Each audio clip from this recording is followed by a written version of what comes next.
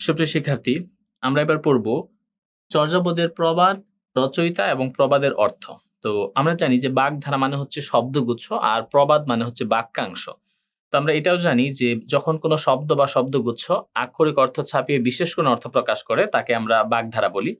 আর প্রবাদ মানে হচ্ছে বাক্যাংশ, অর্থাৎ কালের পরিক্রমায় অনেক জ্ঞানগর্ভ কথা কিন্তু আমাদের কবি সাহিত্যিকরা তাদের রচনায় ব্যবহার করেছেন, সেগুলোকে কিন্তু আমরা প্রবাদ বলি। অর্থাৎ সহজ করে যদি আমি বলি, বাগধারা মানে হচ্ছে শব্দগুচ্ছ আর প্রবাদ মানে হচ্ছে বাক্যাংশ।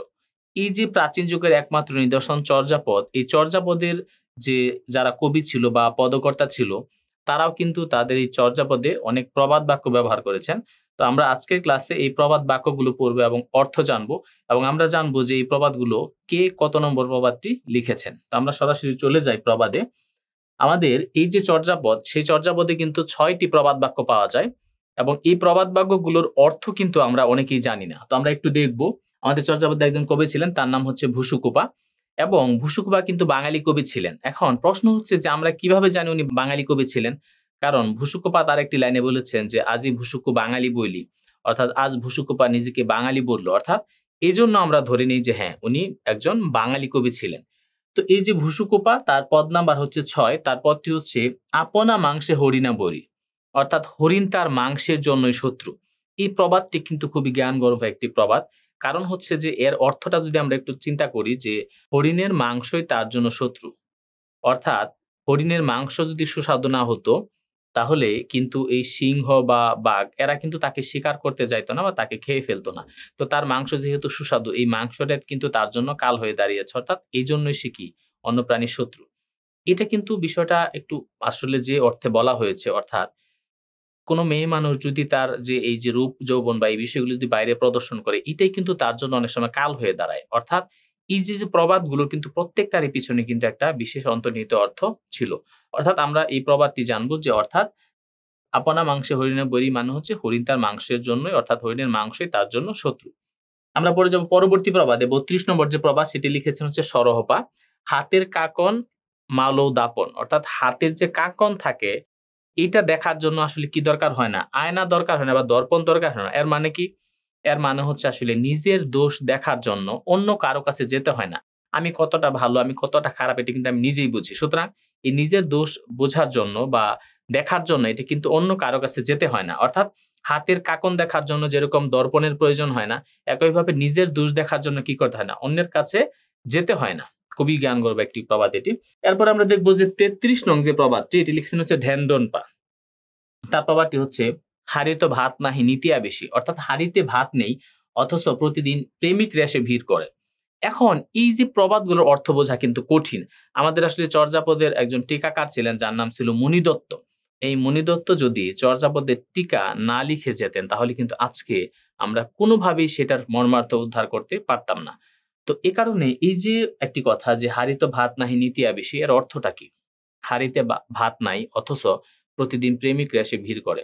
আমরা যদি এর পূর্বের লাইনগুলো একটু পড়ি এবং পরের লাইনগুলো পড়ি, তাহলে কিন্তু এর অর্থ উদ্ধার করা খুব সহজ হবে। যেমন লাইনগুলো এরকম: "টালত মোর ঘর নাহি পরবেশী।" অর্থাৎ টিলার উপর আমার ঘর, আমার কোনো প্রতিবেশী নাই। "হাঁড়িত ভাত নাহি নিতিয়া বেশি।" আমার হাঁড়িতে ভাত নাই, কিন্তু প্রতিদিন প্রেমিকরা এসে ভিড় করে। "ব্যঙ্গ সংসার বঢ়িল যায়।" অর্থাৎ ব্যঙ্গের মতো আমার সংসার বেড়েই চলছে। "দুহিল দুধু কি ব্যান্টের সামায়ও।" অর্থাৎ গাভীর বাট থেকে দুধ বের করলে আবার গাভীর বাটে ফেরানো যায় না। এর মানে হচ্ছে যে প্রাচীন যুগের যে সমাজ চিত্র, একেবারে নিম্নবিত্ত মানুষের, সেটি কিন্তু অত্যন্ত চমৎকারভাবে এই পদকর্তা উপস্থাপন করেছেন। অর্থাৎ একজন মেয়ের টিলার উপরে ঘর, অর্থাৎ সে একেবারে প্রাচীন যুগে সে কামরাঙ্গী চরের মতো একটা উঁচু জায়গায় থাকে। তো সেখানে তার কি নাই? কোনো প্রতিবেশী নাই। কিন্তু অর্থাৎ তার হাঁড়িতে ভাত নাই। কিন্তু প্রতিদিনই সেই উঁচু বর্ণের যে লোকগুলো এসে তার কাছে কিন্তু মনোরঞ্জনের জন্য আসে। এবং ব্যাঙের মতো তার সংসার বেড়েই চলছে, এবং লাস্টে বলছে, "দুহিল দুধু কি ব্যান্টের সামায়।" অর্থাৎ গাভীর বাট থেকে দুধ বের করলে আবার গাভীর বাটে ফেরানো যায় না। অর্থাৎ এই মেয়েটা কিন্তু চাচ্ছে যে সে সুস্থ সমাজে ফিরে আসবে, সে ভালো মানুষের কাতারে চলে আসবে। কিন্তু এই সমাজের যে আমাদের সংস্কৃতি, এই সমাজের যে উঁচু বর্ণের লোক যারা তার কাছে মনোরঞ্জনের জন্য যাচ্ছে, তারা কিন্তু এই সমাজ ব্যবস্থা কিন্তু তাকে ভালো হতে দিচ্ছে না। তাহলে এই যে একটা সমাজচিত্র, চর্যাপদের যে নিচু বর্ণের অর্থাৎ নিম্ন শ্রেণীর মানুষের যে সমাজচিত্র, সেটি কিন্তু অত্যন্ত চমৎকারভাবে রূপকভাবে কিন্তু পদকর্তা উপস্থাপন করেছেন। এবং আমরা তারপরে প্রবাদটাও যদি দেখি, একই ব্যক্তি ড্যান্ডন পা অর্থাৎ দুহিল দুদুকি ব্যান্টের সময় যেটা আমরা একটু আগে বলে আসলাম, অর্থাৎ গাভীর বাট থেকে দোহন করা বাটকে বাটে প্রবেশ করানো যায়। অর্থাৎ একটা মানুষ যদি একটা খারাপ পথে চলে আসে, তো আসলে কিন্তু খুব সহজে কিন্তু সেখান থেকে সে বের হইতে পারে না। অর্থাৎ সেখান থেকে বের হওয়াটা কিন্তু অনেকটা অসম্ভব। অর্থাৎ গাভীর বাট থেকে যেরকম দুধ বের করলে আবার সেটি গাভীর বাটে ফেরানো যায় না। একইভাবে কিন্তু এই মেয়েটা আমাদের সুস্থ সমাজে ফিরে আসতে চাচ্ছে। কিন্তু এই সমাজ কিন্তু তাকে সেই জায়গায় যেতে দিচ্ছে না। অর্থাৎ সেটা অনেকটা অসম্ভব হয়ে পড়ছে। আমরা এরপরের প্রবাদটা দেখব সরহপাল লেখা। যেটি হচ্ছে ৩৯ নং প্রবাদ। "বড়স্তন গোহালি কিমো দুটো বলন দে।" এর মানে হচ্ছে দুষ্ট গরুর চেয়ে শূন্য গোয়াল ভালো। এটা তো আমরা আধুনিক সময়ে অনেকে এই কথাগুলা বলি যে অর্থাৎ দুষ্ট গরুর চাইতে শূন্য গোয়াল ভালো। অর্থাৎ খারাপ একটা সংসারে যদি একটা খারাপ মানুষ থাকে, তো যার জন্য পুরা সংসারটা কলুষিত হয় বা এরকম। তো এরকম থাকার চাইতে তো না থাকাই ভালো। অর্থাৎ একটা দুষ্টু গরুর চাইতে গোয়ালটা যদি শূন্যও থাকে, হ্যাঁ, গরু নাই সমস্যা নাই। কিন্তু একটা দুষ্টু গরু যদি থাকে সেই পুরা গোয়ালটাই কিন্তু সে নষ্ট করে দেয়। সুতরাং একটা সংসারে ধরেন একজন মানুষ নাই, একটা ব্যক্তি নাই সেটি সমস্যা না। কিন্তু একটা খারাপ লোক যদি থাকে পুরো সংসারকে কিন্তু কলুষিত করে ফেলে। তাহলে এই যে প্রবাদ যে "বর্ষণ গোহালি কিমু দুটো বলন দে" অর্থাৎ দুষ্টু গরুর চাইতে শূন্য গোয়াল ভালো। সবশেষে আমরা যে প্রবাদটি বলব সেটা হচ্ছে কঙ্কন পাল লেখা "আনো চাহন্তে আনো বিনোধা।" অনেকটা আধ্যাত্মিক টাইপের একটা প্রবাদ। সেটা হচ্ছে "অন্ন চাহিতে অন্ন বিনষ্ট।"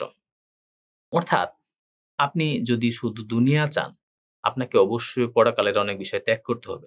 আর শুধু যদি আপনি পরকাল চান, দুনিয়াতে অনেক মোহ, অনেক কিছুই কিন্তু আপনাকে ত্যাগ করতে হবে। অর্থাৎ অন্য চাহিতে অন্য বিনষ্ট মানে একটা চাইলে কিন্তু আরেকটা একটু ক্ষতিগ্রস্ত হবেই।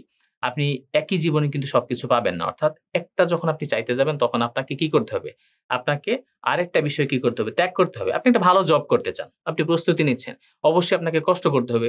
তার মানে এই যে সুখের একটা জায়গা, আরামের একটা জায়গা সেটা আপনাকে ত্যাগ করতে হবে। আপনি দুনিয়া চাচ্ছেন, তাহলে অবশ্যই পরকালে কাজকর্ম অনেকটা ব্যাহত হবে। আপনি পরকালে অনেক ভালো কিছু চাচ্ছেন, আল্লাহর কাছে জান্নাত চাচ্ছেন, তাহলে কিন্তু দুনিয়াতে অনেক বিষয় আপনাকে ছাড় দিতে হবে। অর্থাৎ একটা চাইলে কিন্তু আরেকটা আমাদেরকে অবশ্যই ক্ষতিগ্রস্ত করতেই হবে। তো যাই হোক আমরা যেটি বলব সেটি হচ্ছে এই যে চর্যাপদের ৬ টি প্রবাদ ছিল, প্রত্যেকটা প্রবাদই কিন্তু খুব গুরুত্বপূর্ণ। যেকোনো পরীক্ষায় কিন্তু প্রশ্ন আসতে পারে যে এই চর্যাপদের প্রবাদটি কে লিখেছেন বা এই চর্যাপদের প্রবাদটির অর্থ কি? তাহলে আমরা এই প্রত্যেকটা প্রবাদ যদি অন্তত আমরা মুখস্থ করে ফেলি এবং প্রত্যেকটা প্রবাদের অর্থ কি এটা বুঝে যদি পড়ি এবং এটি কে লিখেছেন, তাহলে কিন্তু এখান থেকে যেকোনো প্রশ্ন আসলে আমরা খুব সহজে আনসার করতে পারব।